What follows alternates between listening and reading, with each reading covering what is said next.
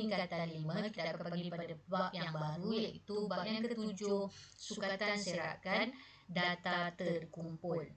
Okey, so untuk hari ini kita akan tengok pada subtopik yang pertama, iaitu serakan.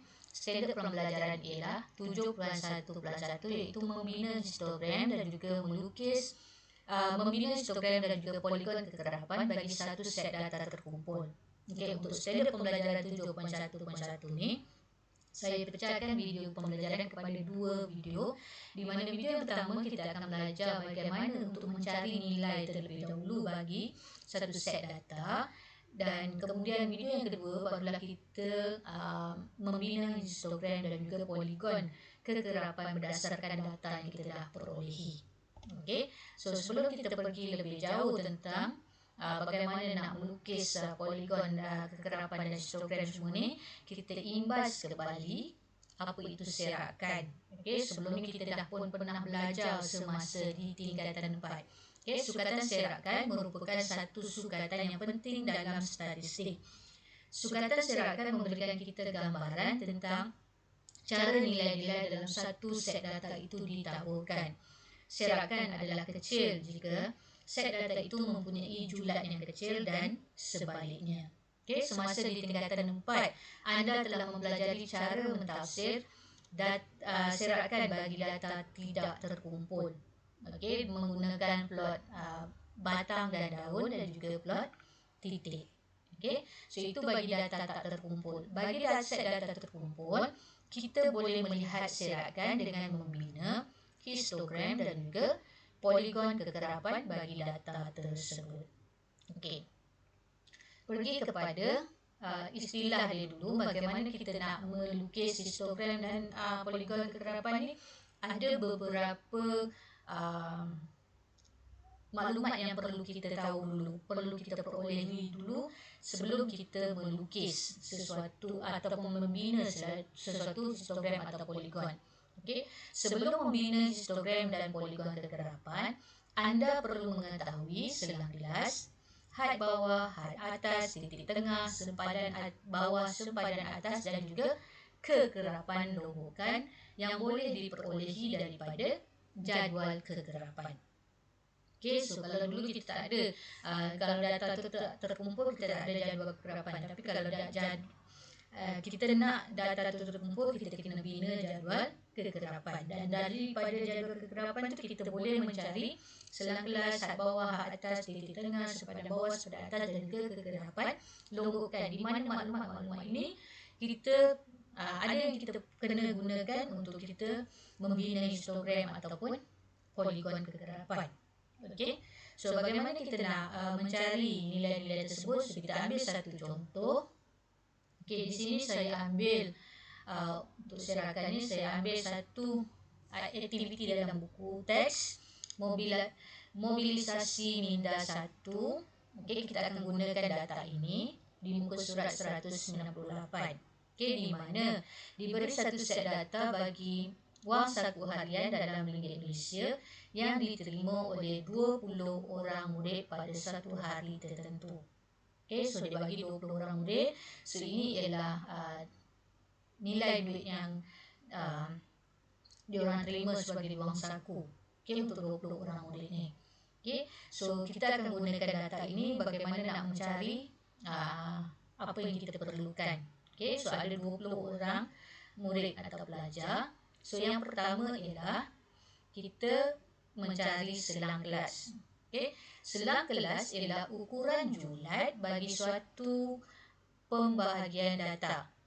Okey, so biasanya kalau nak cari julat, kita cari nombor yang paling besar dalam data dan juga nombor yang paling kecil. So kita akan dapat dia punya julat. So kita nak tentukan selang kelas. Biasanya selang kelas ni dia akan nyatakan dalam soalan. Katakan dia nak ada 4, ada 5. Okey, so bergantung kepada jumlah data kita tu. So katalah kita ada 20 orang murid ni saja. So bagaimana kita nak mencari saiz selang kelas? So saiz selang kelas ialah nilai bagi data terbesar tolak dengan nilai bagi data terkecil dan kita per dengan bilangan kelas. So bilangan kelas ni biasanya kita akan ambil lah 5 ke 6 ke kalau data tu banyak. Okay, kalau data yang 20 macam ni cukup. Kalau kita nak ambil sebagai contoh, katalah kita nak ambil sebagai bilangan kelas dia, kita nak ambil 3 saja. Okay, so kita cari dalam data apakah nilai nombor paling besar dalam data ini. Okay, so kita tengok dalam data nombor paling besar dia adalah 15. Nombor paling kecil dalam ini adalah 1. Jadi untuk menentukan saiz selang kelas itu, 15 tolak dengan 1 bahagikan dengan 3. So macam saya kata tadi, 3 tu kita boleh tentukan lah, kalau kita nak 4 ke, kita nak 5 ke. Okay, so kita ambil yang bersesuaian. Katalah dalam contoh ini kita ambil sebagai 3. Jadi 15 tolak 1 bahagi dengan 3, kita akan dapat 4/6. Biasanya saiz selang kelas ini kita akan bundarkan kepada satu nombor bulat. So 4/6 ni lebih hampir kepada 5. Jadi kita ambil saiz selang kelas dia adalah 5. Okey, macam mana kita nak kumpulkan data ini? Bermaksud kita mula tadi, kita bina jadual kegerapan. So ini dipanggil jadual kegerapan. Okey, kita ada wang saku dan juga kegerapan. Kegerapan itu mewakili berapa orang, okey, yang dapat wang saku. So tadi kita dah tetapkan ada 3 bilangan kelas dia. So kita buat 3 row ke bawah. Okay, di mana tadi kita kata saiz selang kelas dia adalah 5. Jadi kita mulakan dengan 1. Di 1, 2, 3, 4, 5. So kita isikan dalam wang saku ini 1 hingga 5. Di mana 1 hingga 5 ni mewakili saiz selang kelas 1 hingga 5. 1, 2, 3, 4, 5. Kemudian yang berikutnya kita sambung dengan 6. So 6, 7, 8, 9, 10. Okay, untuk kelas berikutnya. Dan di bawah lagi kita sambung dengan lepas 10, 11. So 11, 12, 13, 14, 15. So ini kita letakkan di bawah wang saku. Di mana di 1 hingga 5, 6 hingga 10, 11 hingga 15 ini ialah kita panggil sebagai selang kelas. Okay. So sekarang kita nak meletakkan dari 1 hingga RM5. So berapa orang yang dapat 1 hingga RM5? Biasanya kalau data itu kecil, data itu tidak ramai orang, tak banyak. Okay, so kita boleh cari dalam data yang 20 orang ni, 1 hingga 5 ada berapa orang dalam ni. Ataupun kita juga boleh menggunakan konsep gundalan. Okay, saya tunjukkan yang satu ialah macam mana kamu nak cari. Saya rasa yang itu kamu boleh cuba buat sendiri. So dalam ni saya nak tunjukkan bagaimana kita menggunakan konsep gundalan. Contohnya yang pertama, data yang pertama ialah 8. So 8 ini berada pada selang kelas yang kedua. So kita letakkan 1 di situ. Kemudian di bawah 8 itu ialah 5. So 5 berada selang kelas pertama, kita letakkan 1 pada kegerapan. Okay, itu kita panggil, kita nak gundalkan dia. So berikutnya 5, jadi kita letak 1 di yang pertama. 14 ialah selang kelas yang ketiga. Okay, kemudian kita pergi kepada berikutnya, laju berikutnya 10 berada pada selang kelas kedua. Kita buat sampai habis. So 2 ialah kelas yang pertama, 7 selang kelas yang kedua, 12 selang kelas yang ketiga, 4 yang pertama, 8 yang kedua, 15 yang ketiga.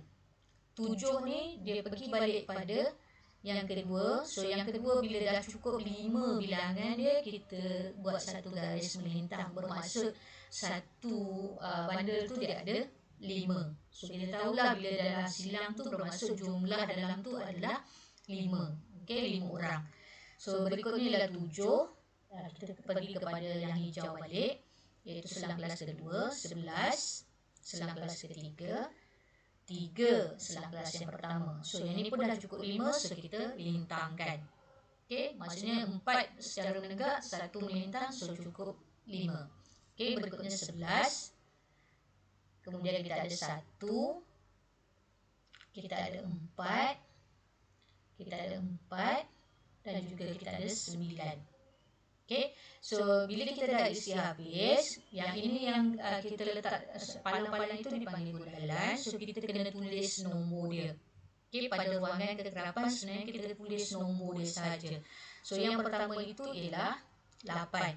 So dia ada 8 palang tu bermaksud 8. Yang kedua ialah 7 dan yang ketiga ialah 5. Jumlah 8 tambah 7 tambah 5 ni mesti sama dengan bilangan data yang diberi. Kalau di sini ialah 20 orang murid, bermaksud 8 tambah 5 tambah 8 tambah 7 tambah 5 mesti dapat 20 semula. Okey.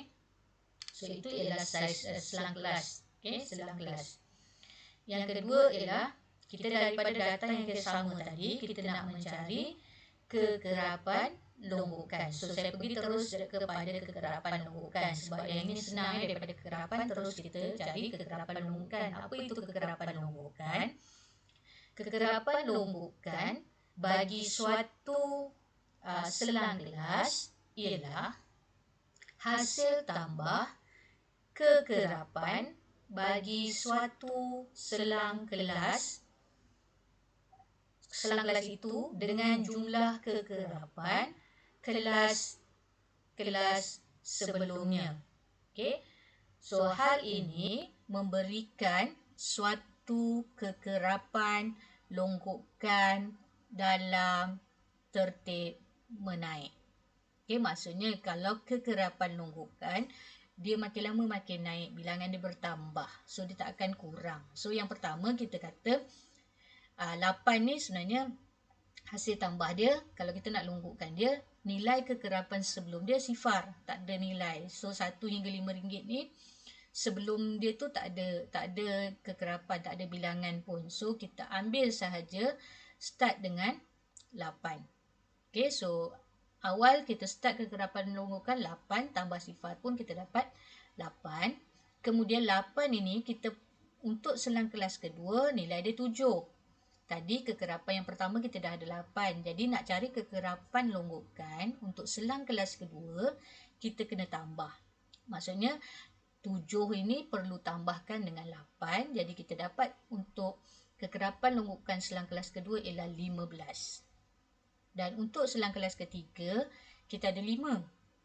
So 5 ni perlu tambah dengan 8, perlu tambah dengan 7. Jadi maksudnya 5 perlu tambah dengan 15. Okay, so kita akan dapat 20. Jumlah kekerapan longgokan yang bawah sekali mesti sama juga dengan jumlah data kita. Okay, itu kekerapan longgokan. Berikutnya, okay, kita nak cari data yang sama. Saya masih menggunakan data yang sama. Apa itu had bawah dan juga had atas. Okay, macam mana nak cari had bawah, had atas? Had bawah ialah nilai terkecil dan had atas ialah nilai terbesar. So dalam satu selang kelas tu lah. Okay, so dalam kes ni kita tak banyak selang kelas. Kita ada 3 saja selang kelas. So nak senang ingat, had bawah ialah nombor yang di depan ni. 1, 6, 11. Bagi setiap kelas, dia ada nombor yang di depan, nombor yang mula itu dipanggil sebagai had bawah. Okey, untuk setiap kelas itu. 1, 6, 11. Had atas pula ialah nilai terbesar. Bagi kelas pertama adalah 5, 10 dan 15 itu dikenali sebagai had atas.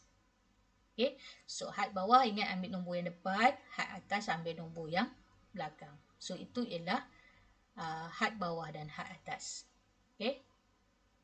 Berikutnya kita tambah lagi, okey, apa yang dikatakan sebagai titik tengah. So macam mana kita nak cari titik tengah? Okey, ingat tadi kita ada wang saku kita 1 hingga RM5. 6 hingga 10, 11 hingga 15. So titik tengah ialah had bawah tambah had atas bahagikan dengan 2. Okey, kalau tadi had bawah kita ialah 1, had atas kita 5, bermaksud titik tengah dia ialah 1 tambah 5 bahagi dengan 2. Jadi kita akan dapat 3. Ataupun kita boleh mengira jari kita 1, 2, 3, 4, 5. So nombor yang di tengah-tengah itu ialah nombor bagi titik tengah. Okey, 6 hingga 10. So had bawah kita 6, had atas kita 10, bermaksud titik tengah dia ialah 6 tambah 10 bahagi dengan 2, jadi kita akan dapat 8. Okey, 6 tambah 10 16, 16 bahagi 2 8. Berikutnya 11 tambah dengan 15 bahagi dengan 2, jadi kita akan dapat 13. Ataupun 11, 12, 13, 14, 15. So yang di tengah itu adalah 13. Jadi 13 itu ialah titik tengah. Okey, kita dah tengok kekerapan longgokan, kita dah tengok had atas, had bawah, kita dah tengok titik tengah. So berikutnya kita akan tengok apa yang dikatakan sebagai sempadan bawah dan juga sempadan atas bagi sesuatu selang kelas. Okey, bagi baris yang pertama tu apa sempadan atas dia, apa sempadan bawah? Beza tadi had atas, had bawah, sekarang sempadan atas, sempadan bawah. Sempadan bawah ialah had atas kelas sebelumnya tambah had bawah kelas itu dan bahagikan dengan 2. Okey, kita tengok had atas kelas sebelum, had bawah kelas itu. So kalau dalam kes yang pertama ni, macam mana kita nak cari sempadan bawah dia? So dia kata had atas kelas itu, kita ambil sifar sebab tak ada bahagi dengan had bawah bagi kelas ini, kelas yang pertama ni. So had bawah dia ialah 1. So sifar tambah 1 bahagi dengan 2, kita akan dapat sifar perpuluhan 5. Okey, ataupun yang kedua 6 dengan hingga 10. So had atas kelas sebelum 5. So bagi baris yang kedua ni 6 6 hingga 10. So had atas kelas sebelum dia ialah 5. So 5 tambah dengan 6 bahagi dengan 2, kita akan dapat 5.5. Dan juga untuk baris yang ketiga, selang kelas yang ketiga, kita ambil had atas kelas sebelum dia ialah 10 tambah dengan had bawah kelas itu ialah 11. 10 tambah 11 bahagi dengan 2, kita akan dapat 10.5. Okey. So ini ialah sempadan bawah. So lebih senang kita nak ingat sebenarnya untuk mencari sempadan bawah ini, kita ambil saja had bawah. Okey, kita tengok had bawah kelas yang diberi tu, kita tolakkan dengan sifar perpuluhan 5. Contohnya kalau yang pertama tu 1, so 1 tolak sifar perpuluhan 5, kita dapat sifar perpuluhan 5. Yang kedua tu 6, so 6 tolak sifar perpuluhan 5, kita dapat 5.5. 11 tolak sifar perpuluhan 5, kita dapat 10.5. Okey, cuma yang ini ialah pengiraan atau rumus atau jalan kerja yang betul. Okey, yang kedua ialah sempadan atas. Sempadan atas ialah had atas bagi kelas itu. Kalau kita nak kira untuk kelas pertama, so had atas bagi kelas pertama tambah dengan had bawah kelas sebelum kelas lepasnya dan juga bahagi dengan 2. Okay, so kita tengok kalau yang pertama ni, kita ambil had atas dia ialah 5, had bawah kelas berikutnya ialah 6. So 5 tambah 6 bahagi 2, kita akan dapat 5.5. Yang berikutnya kita ambil kelas yang kedua 10 tambah yang kelas berikutnya 11. So 10 tambah 11 bahagi dengan 2, kita dapat 10.5. Dan untuk kelas yang ketiga kita dapat 15 tambah dengan kelas yang next, walaupun tak ada kita tahu lepas tu mesti 16. So 16 bahagi dengan 2. 15 tambah 16 bahagi 2, kita akan dapat 15.5. Atau cara lain, kamu tengok pada had atas. Tadi kita tengok had bawah untuk sempadan bawah. Sekarang had atas untuk sempadan atas. 5, 10, 15 ni kita tambahkan sahaja sifar perpuluhan 5. So 5 tambah sifar perpuluhan 5, kita dapat 5.5. 10 tambah sifar perpuluhan 5, kita dapat 10.5.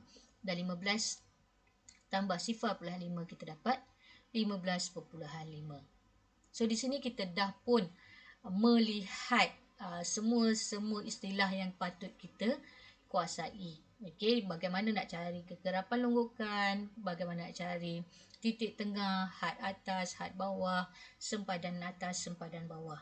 Okey, so seterusnya kita akan pergi kepada video pembelajaran yang kedua, iaitu bagaimana daripada data-data yang kita dapat ni, bagaimana kita nak melukis ataupun kita nak membina histogram dan juga poligon kegerapan.